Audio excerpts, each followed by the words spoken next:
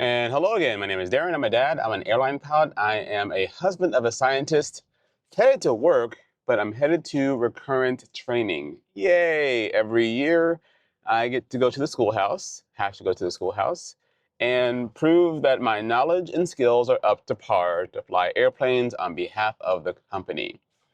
Now, it's been an interesting year on the 777, and interesting month. It's March 2030th, and I haven't flown an airplane since February. Yeah, yeah. That'll be a whole different video. But thankfully, I've been flying airplanes for 17 years, so I still know that blue goes up, brown goes down. If it all goes crazy, I just follow the red arrows. Day one, it's a 4-day footprint.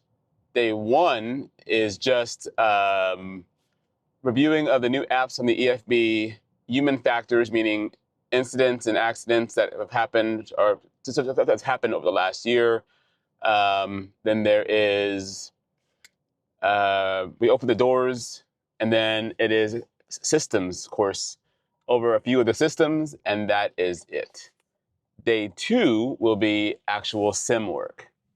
My first stop is a McDonald's that looks like it's closed to get some breakfast, and then head over to the schoolhouse. So pardon me real quick while I get some food to put in my face because I don't like the schoolhouse food. Good morning. Thank you. All right. Food has been acquired, and thankfully I live very close to the training center. You think I live close to the airport? The training center is even closer. But yeah, so day one is all classroom stuff. Days 2, 3, and 4 are all sim events. And the times are interesting. 8:15 a.m. showtime today, 2 p.m. showtime tomorrow, 6:15, I think it's 6:15 p.m. showtime on day 3, and day 4 it's like a 7 p.m. show or 6. I don't know. It's earlier. I finished day 4 at 8 o'clock at night, and the plan is to then go to the airport, fly to Florida to do Sun and Fun for Thursday and Friday, and then fly home late Friday evening to be on reserve on Saturday. That's the plan. We'll see if it works or not. But yeah, recurrent training is not my favorite thing. Back in the day, when I first started flying, we used to have training every 9 months, I think it was, and then captains every 6 months. But through the years, with the FAA and the airlines, they've developed new training techniques and procedures. So now we only go once a year, for better or for worse, right? Um, and it used to be, when I first started flying, was a bet your job event, meaning most of the year you flew as a crew, but on the check ride day, you flew as basically a single pilot. The other pilot on the flight deck in the sim could not help you at all. If they saw you flying towards a brick wall, you screwed up something royally on the plane, they could not help you at all. All they could do is respond to your commands. Very negative training, in my opinion. They have since changed. Now it is a crew concept, and that our check ride is an actual flight in real time where we have to together solve a problem. Kind of like an escape room. We have to together solve a problem, and we're each graded separately, right? One could fail and one could pass. And that's more realistic than the old-fashioned, okay, you just took off, you lost an engine, now fix it all by yourself. Very silly training. But day one of my recurrent is my least favorite day because again, it's all classroom day. And there's no windows in our classrooms. So I brought lots of stuff. I brought my Red Bull, I have a can of Coke Zero, bottle of water, a bunch of gum, and some other snacks in my bag to keep myself occupied during the training event. But yeah, this will be a different kind of video. Should be 4 days in one video. Chapters down below. So I'm going to pull up to the security shack, get in, and do my day 1 morning. I will see you after day 1. And day 1 is done. You're supposed to end at 4 o'clock. It's currently 4:44. Union violation. I could have left at 4 o'clock.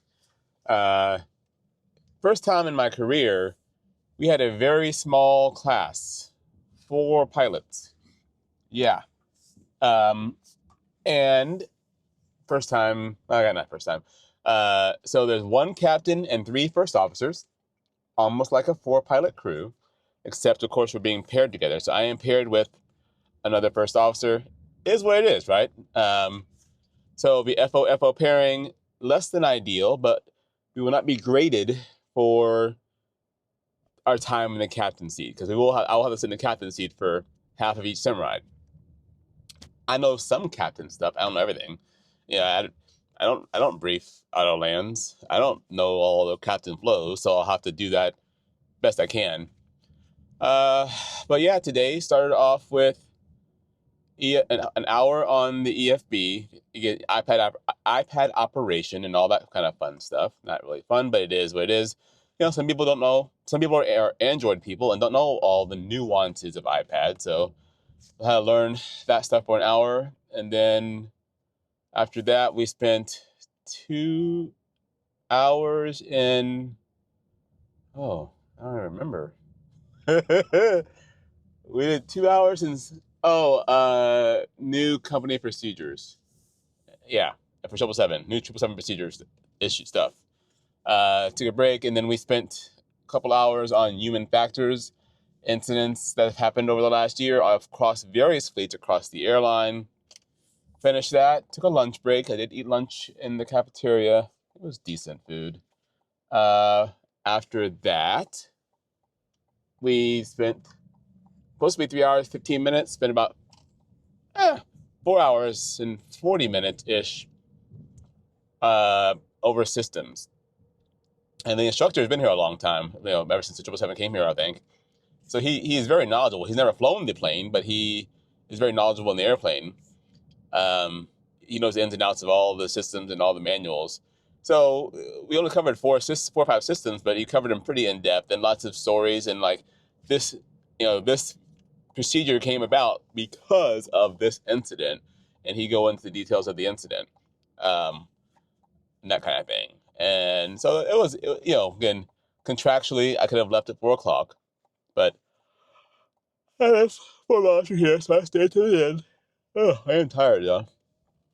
Again, at least for me, my kryptonite is being inside of an office building all day long, especially with no windows. That's my kryptonite. But it's 4:47 now. I head home, and the other set of pilots. So we're all going. So my company owns multiple simulators for whatever reason. Tomorrow we're going to an off-site simulator at the airport, on airport property anyway. And then the next 2 days we're on property simulators, company owned simulators.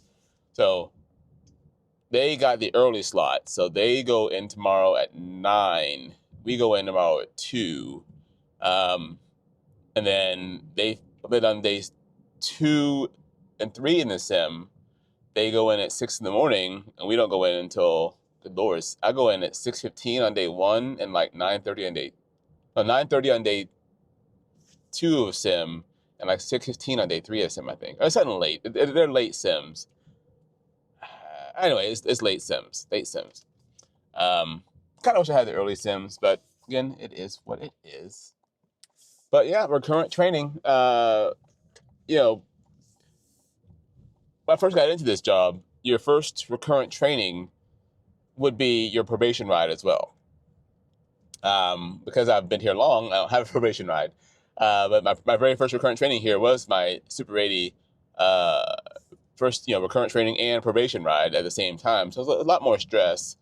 Nowadays, don't think I'm a hot shot or anything, but I've been doing this so long, I know what recurrent training is.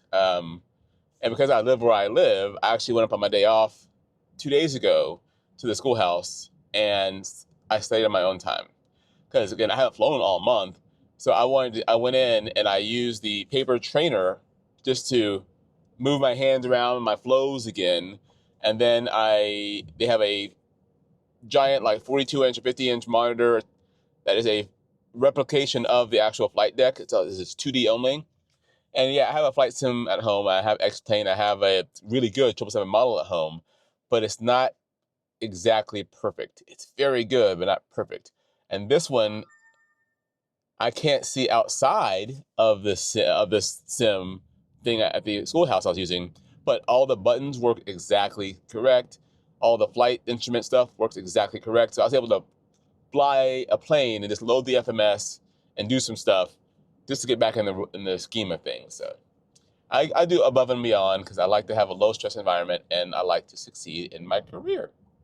But gonna head home and not think about airplanes for a little bit, do some family time stuff. It is Sunday, wrapping up the weekend, get the kids ready for school tomorrow morning, and then tomorrow afternoon I head back to the offsite sim after lunch. This is day 1 of recurrent. And hello, this is day 2 of training. I have a 2 p.m. showtime. It's 1:10 p.m. Today's sim is offsite at CAE at DFW Airport. Ironically, right next to where I park for the employee lot. But I'm always early. So here I am going early because I like to be early. Side note, I love Texas, but this time of year, I'll show you some footage. My car is coated, it's a blue car, it's coated in a light dusting of yellow. It's all the pollen. And I am allergic to pollen. I take allergy medication, loratadine, 10 milligram per day, FAA approved. But that means every time I touch my car, I'm touching what I'm allergic to. It sucks. So one thing that's different at mainline, not even mainline, the way training has evolved over the years. At my first airline, when I went to training, I had no clue what was going to happen. We had these manuals that told you, just like the requirements to get a check ride and all these events that are going to happen. But you didn't really know because back then, the check airmen had their own check ride. They could figure out what airport to use, what order they wanted to do it in, and the weather and the intensities and la la la la la. They could make their own spice, their own recipe. And so you had to be like on the ball, just like, okay, and you had to like figure out, well, who's your check airman? Okay, well, he likes to do this, this, this, this, and this, and be careful of this, and he likes to be a stickler for this. And you could have 10 pilots go up, 10 different check airmen, and 10 different check rides, and yeah, it was just weird. They have since changed to what's called AQP, Advanced Qualification Program, and they've really removed the check airman from the event. Now, it's all standardized, and they have these scripts they have to go by. Now, they can still pick what script they want to use, but they can't just make up their own crap anymore. I say all that to say this. The training I'm going to do today, the slideshow presentation is on my EFB. I went through the entire slideshow presentation. I know what we're going to discuss today. And what we discuss in the briefing is what we're doing in the sim. So there are no more surprises. Now, that's not to say I don't have to perform, and there is some stress, not a lot of stress, because again, I've been doing this for so long, but it lowers the stress level because there are no more surprises for the most part. In addition, pilots are chatty Cathys. We are so So there is a great website. I'll put it on the screen now, and I used it when I was in the Airbus, and this great pilot at my airline made the website and started taking in notes, and people who would go through training, they would send in a debrief, and we'd all pull together, and so you knew what every check route script was gonna, every possible check ride script because it was all on here. Plus, they had lots of training materials. It's all unofficial, but it was all like crowdsourced, group sourced together.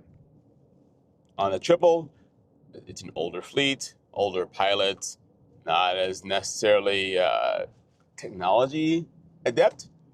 So there's an old-fashioned forum my union host, and there's been some issues with that forum, but they have a training section where you can go in and talk about your check ride experience, your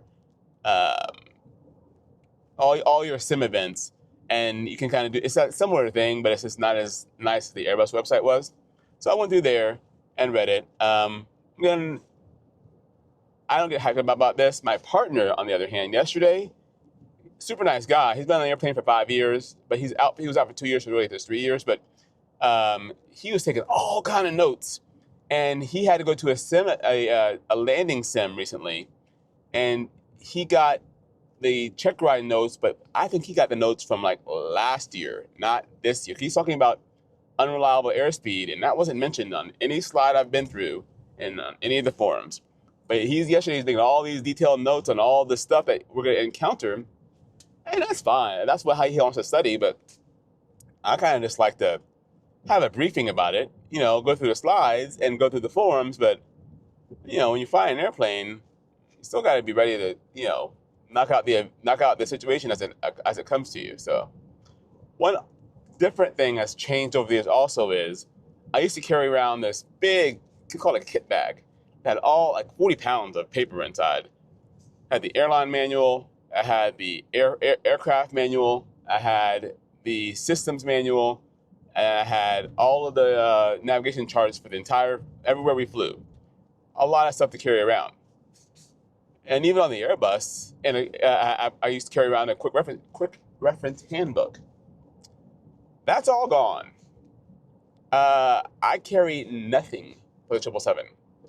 In fact, if I wanted to go fly a flight legally, all I have to have is my iPad, my little red wallet, and that's it. There's no paper I have to carry into the flight deck anymore. Very, very different. All of our checklists are built into the airplane. It's an electronic checklist. So it's a very different, as time's gone on, I carry less and less to the sim events. I'm carrying my little in-flight bag I carry with me on all of my flights, and all it really is in there is my EFB, some charging cables, extra glasses, my little black wallet, and my passport, in case they want to see it. That's it. So, almost at the DFW airport. Got to go in for this sim event, and today's showtime again is 2 o'clock. It's an hour and a half briefing, and then we in the sim from 3:30 to 7:30, and then half an hour briefing after that, and we're done at 8 o'clock. Tomorrow night, we don't finish until like midnight. And then the last night we finished at 7:30, so we'll have to see. But that is it for now. Hopefully these videos are somewhat cohesive. It's going to be just day 1, 2, 3, 4, I hope. And hopefully you enjoyed them. All right, see you guys in a couple hours. Okay, it is 7:50 p.m. And that was my first time touching an airplane, per se, since February. My partner, also first officer, he says he was off for a bit, but he did fly 4 trips last month, this day trips, he's pretty senior. So he went first and I went second. Kind of makes sense. Give me a chance to kind of watch the movie, so to say. And so we both did the same thing for the most part. We took off out of Fort Lauderdale on 10 left on our departure. Vector back in for runway 10 left. ILS went missed, 200 missed. Then told, well, Fort Lauderdale's closed. We have to go somewhere else. So we're going to go over to Miami. Headed to Miami, and we first did the RNAV Yankee runway 2 approach into Miami. Went missed. And then, what did we do? You always go missed. We came back around. I think we landed. Then we did a takeoff on runway 9, lost an engine, fire, come back around, and land single engine ILS 9. And ILS 9 is the most violated ILS approach in the country, I am convinced.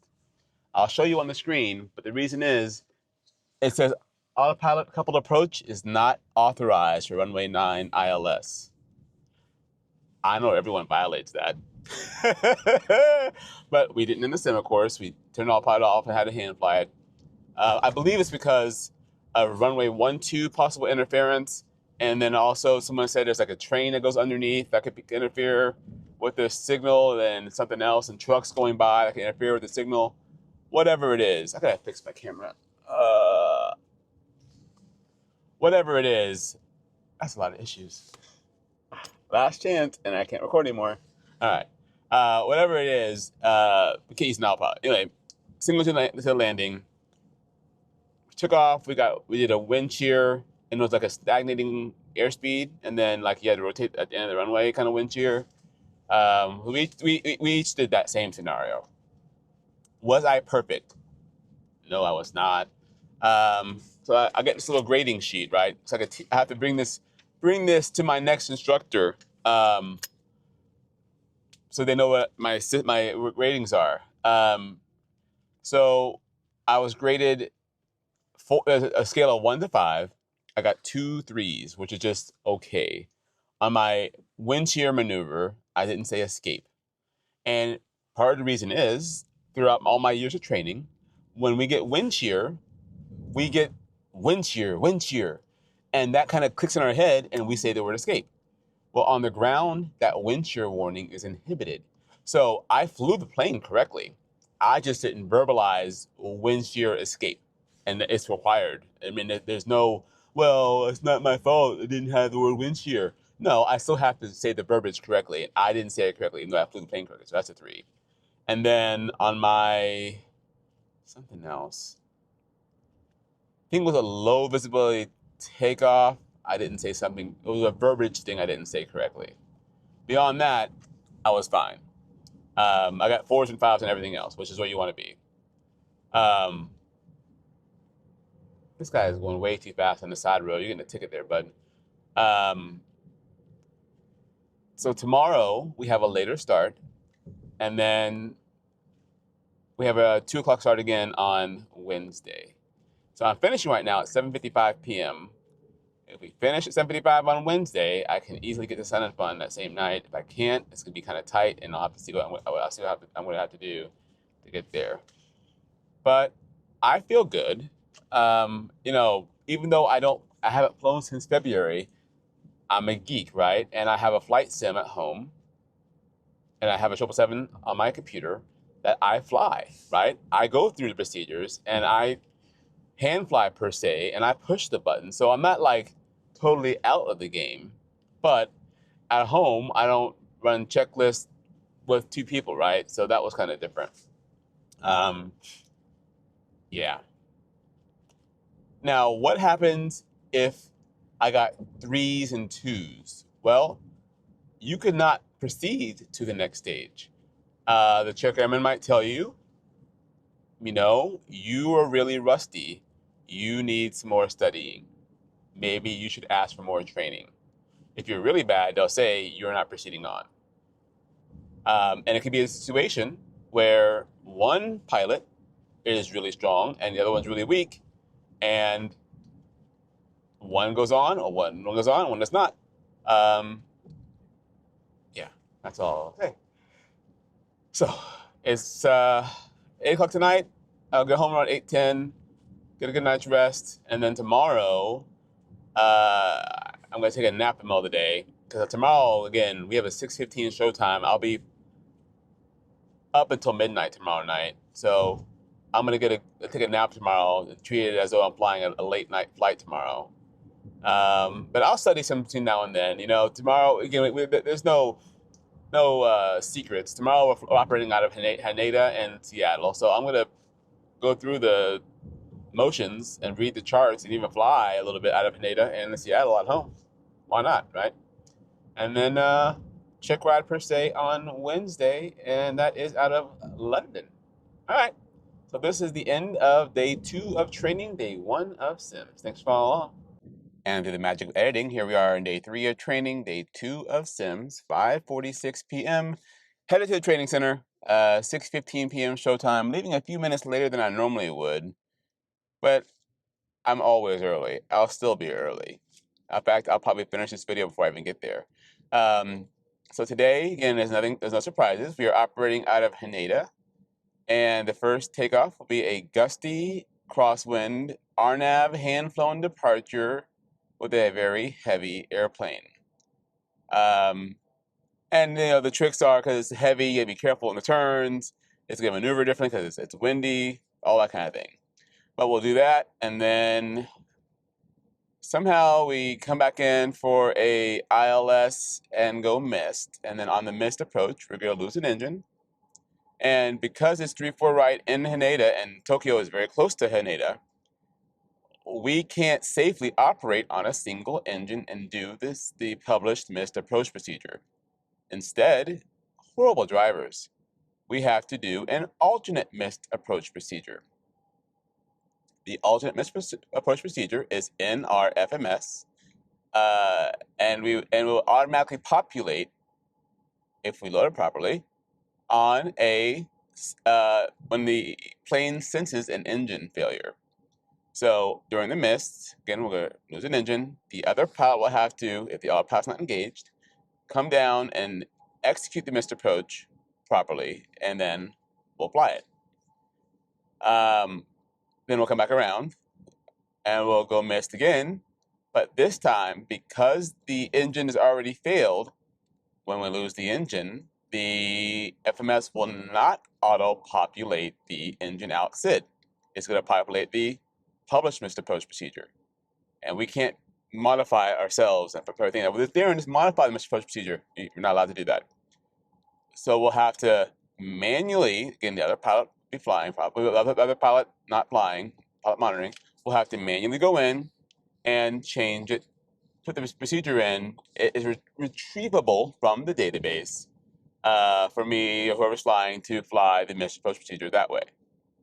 Then supposed to come in and do an auto land, which we can't do because there's 2 FOs, so we'll figure that one out. Then we're going to zap over to Seattle.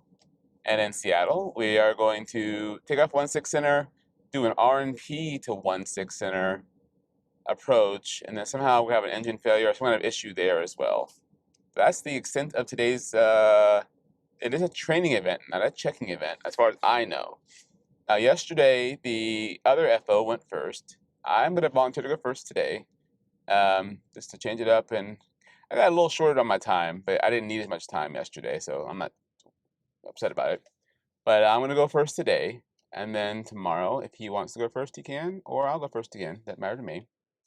But we're not getting out till late tonight, right? We're getting out, supposed to be 11:15 p.m. finish time. Half an hour debrief, meaning I'll be finished at 12:15 a.m. tonight, very late. And then tomorrow showtime is 2 p.m.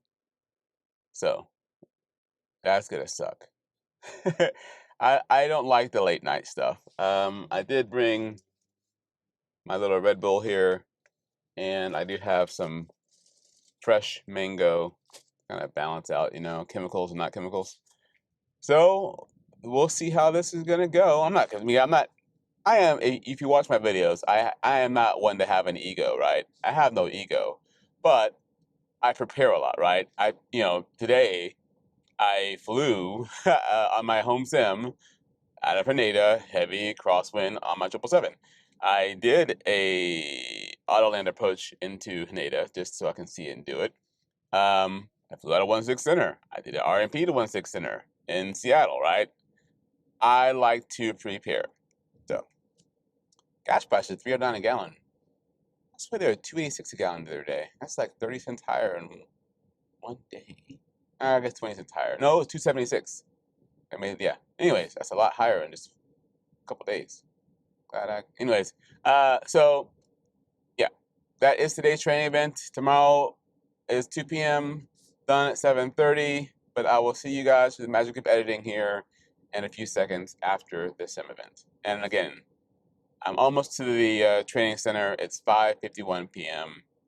Gotta make a right turn, left turn, scan my badge, and I'm in. So I'm always early. All right.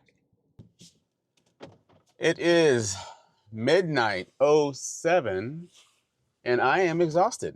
Be a dark video, sorry, is what it is. Totally exhausted.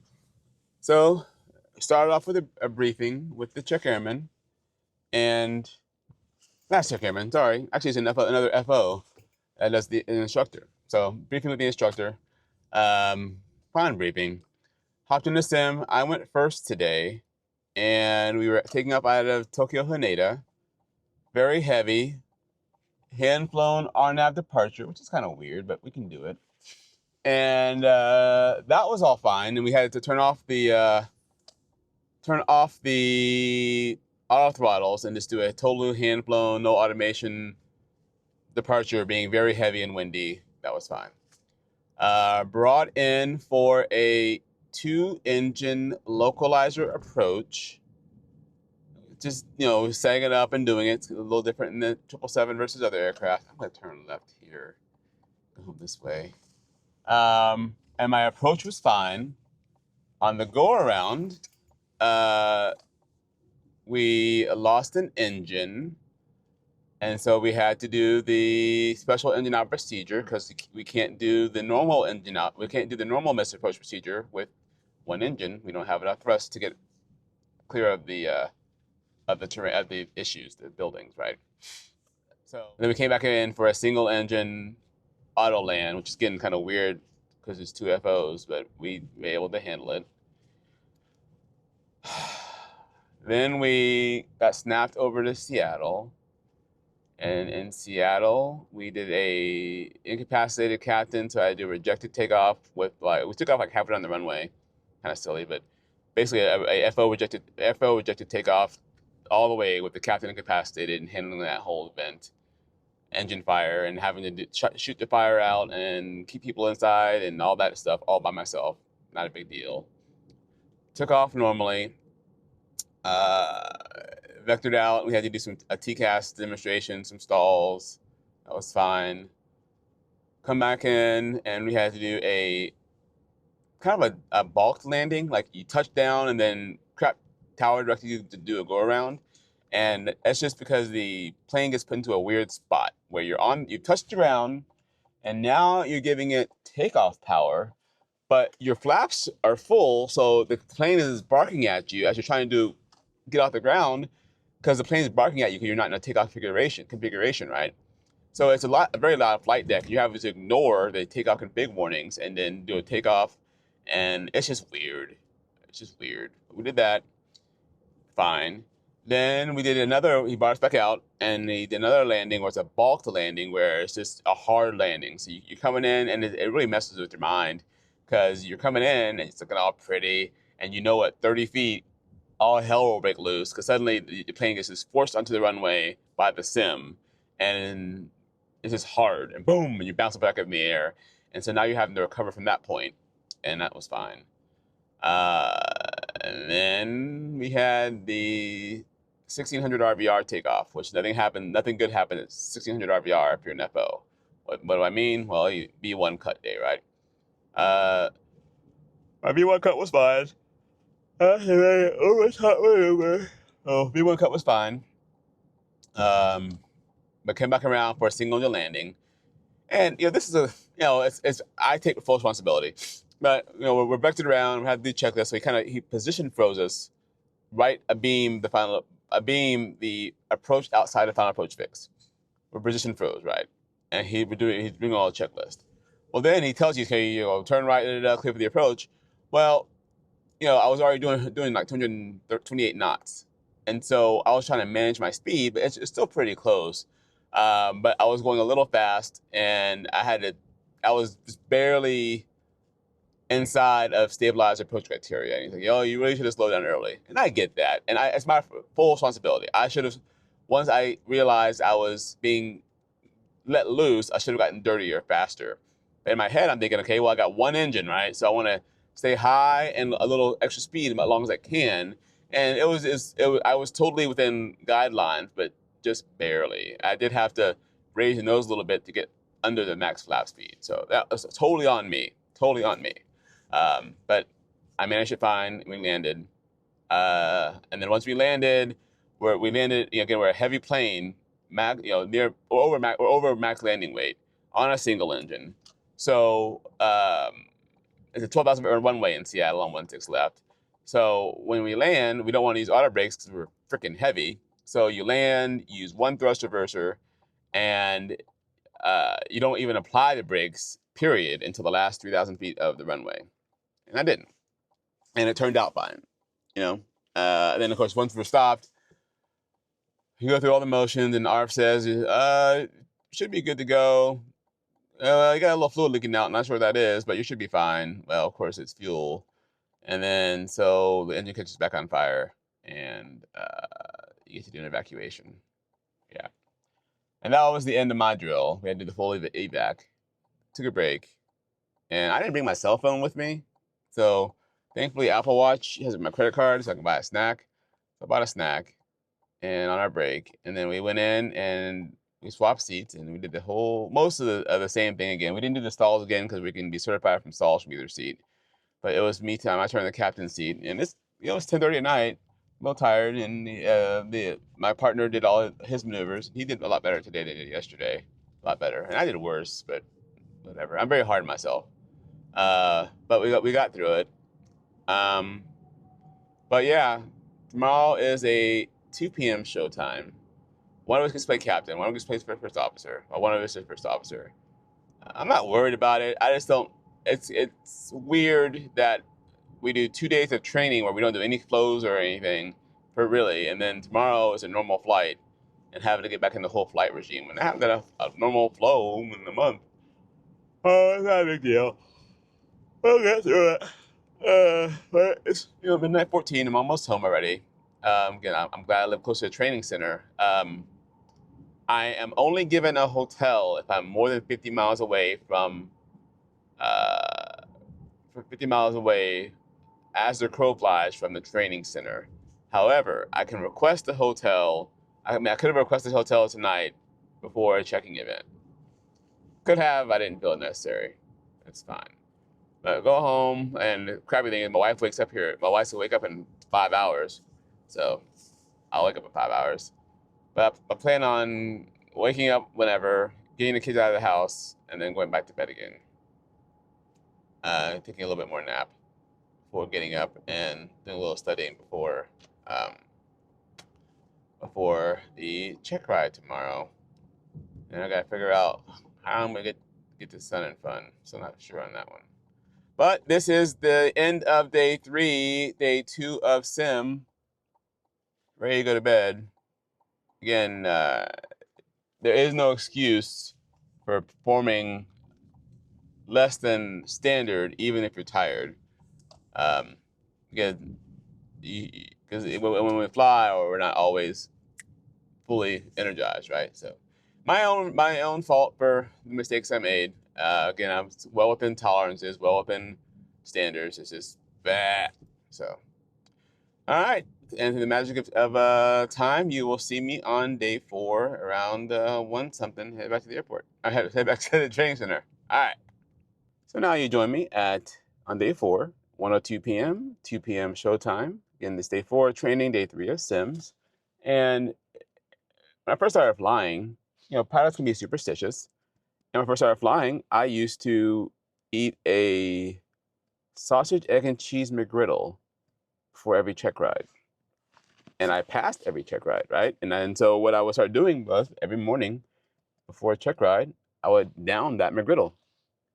Even though I didn't really want it sometimes, I would still do it. And then I became vegan.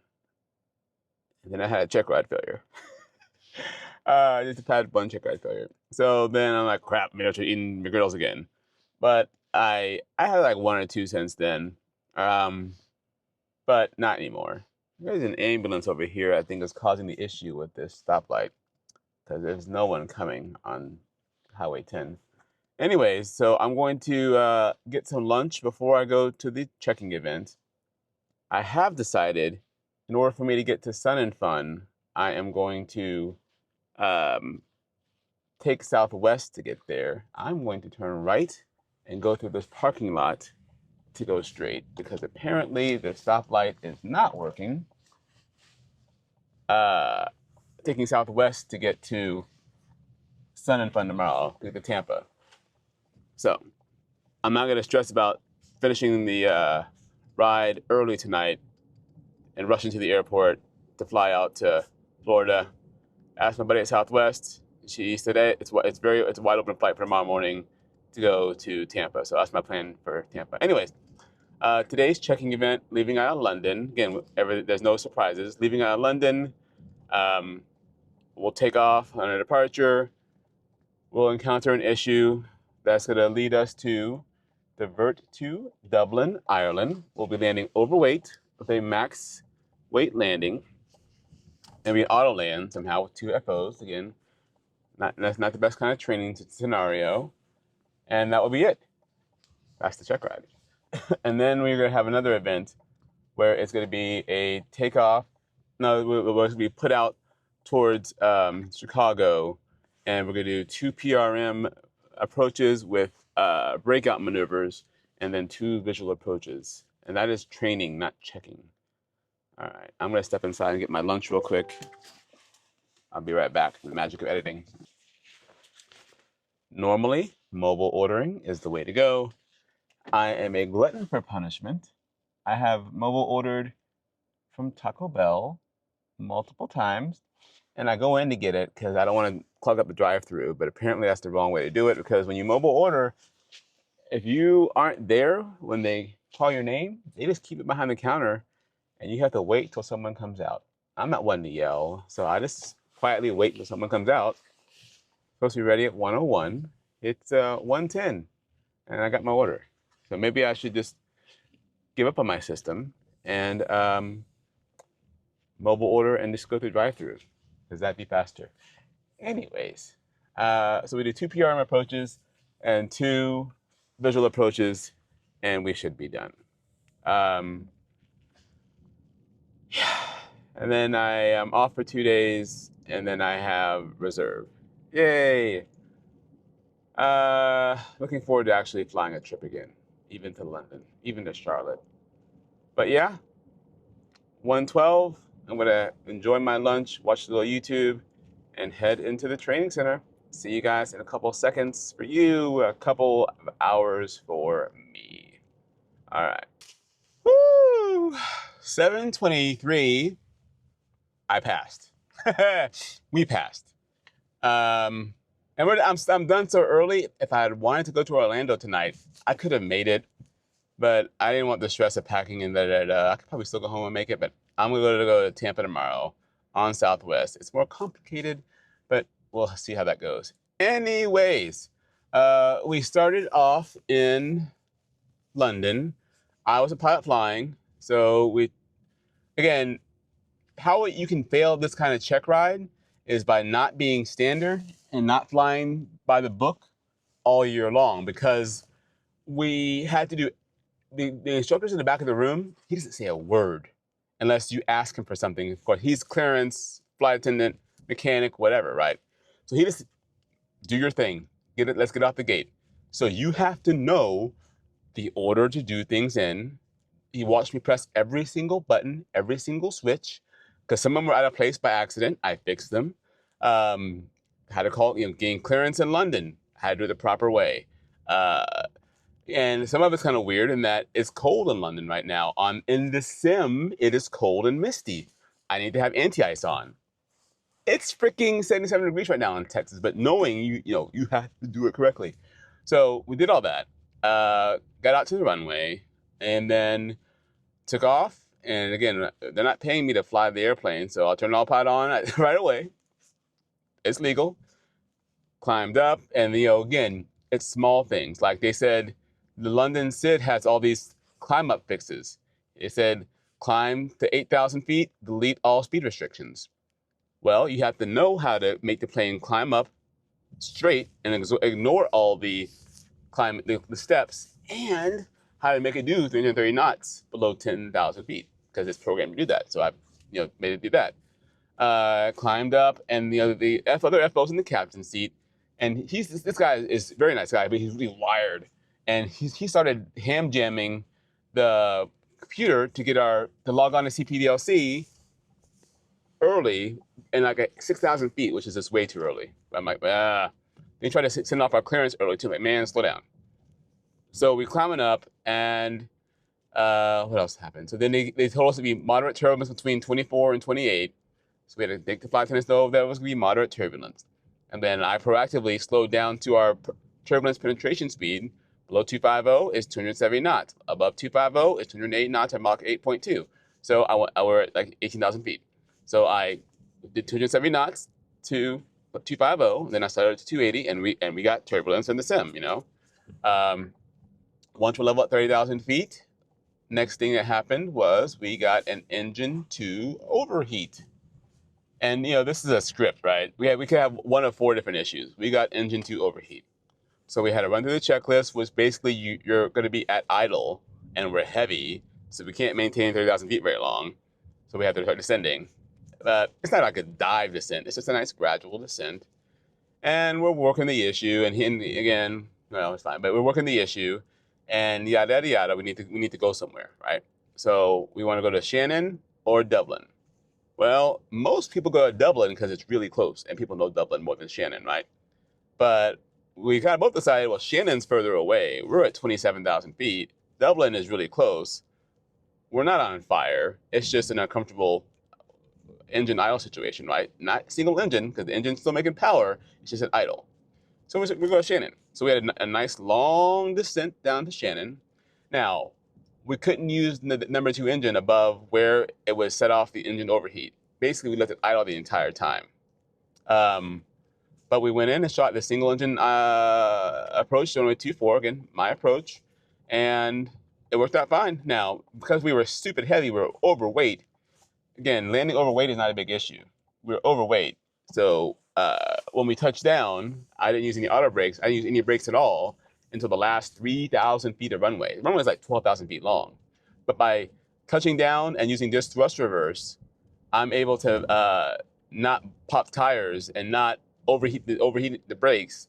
So a touchdown, single reverse for the first 9,000 feet, and then I touched the brakes, and we came to a complete stop by 1,000 feet. Now, we had a little issue turning around because we couldn't turn around and do the minimum pavement width, so we had to get towed into the gate. But that was sat complete, meaning satisfactory. We were done. Took a break, and then we were up on the tracks, and we discussed having an engine fire on the tracks and how to get off the track and properly and divert to another airport. And we discussed some navigation and procedure things on the tracks to make sure we're staying fresh. Then we did the ILS PRM 10 center into Chicago. We each did one. I did mine from the left seat. I was right seat I was right seat for the out of London maneuver. The ILS PRM was just 2 runways close together, and we did a breakout maneuver. Each one did a breakout maneuver. Then we went over to Nice, France, and did this weird RMP Alpha approach to 4 left, which is it's just like an old VOR Alpha where you're not quite lined up. You're not lined up with the runway at all, but the approach gets you down to a point where you can turn to land because of all the terrain around. And then you used to land out of it. Well, then they said, oh, we need to have a terrain event.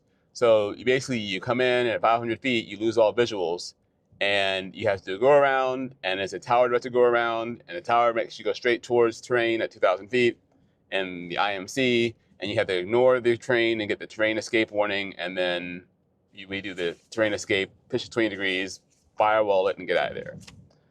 And that was it. So that was my check ride. I hope I didn't miss anything. I am good for another year. Yeah. Again, I've been doing this 18 years, 17 years. It's my 18th year, calendar year anyway. I'll say it gets not necessarily easier, but less stress. And I think it's a lot less stress because I am exceptionally average and I fly the way I was trained. Now, after a sim session or check ride, we do have a debrief. And he did debrief me on this. He said, Darren, how do we shoot a single engine ILS? I went, what do you mean? Well, what's the maneuvers? And I kind of said what I did. I said, okay, well, first off, Darren, what you did was fine. You did a great job. I'm not faulting you on anything. But I want to get into your mindset. Why were you at flaps 1 coming down and again grabbing the glide slope versus being at flaps 5? I said, well, because flaps 1 is the slats, flaps 5 is a lot more drag, and I didn't want to have a lot more drag since we were kind of single engine. I said, okay.